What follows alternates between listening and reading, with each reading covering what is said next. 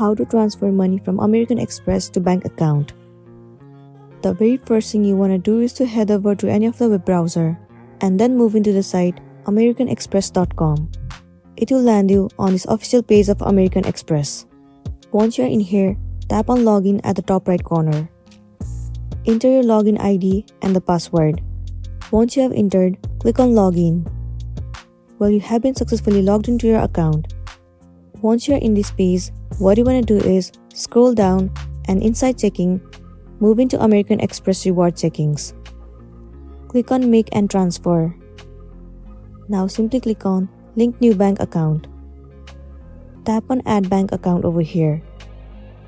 You will have to enter all of your bank details and then log into your bank account. Once you are done, scroll down and tap on continue. Now select your bank name. Choose your specific account and then click on connect my accounts. Once again tap on connect. Well, your bank account has been successfully linked.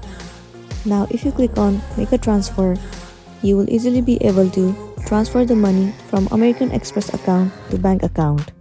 So that's it, and this is simply how you can transfer from American Express account to bank account. I really hope this video is going to be helpful for you. Thank you for watching it till the end.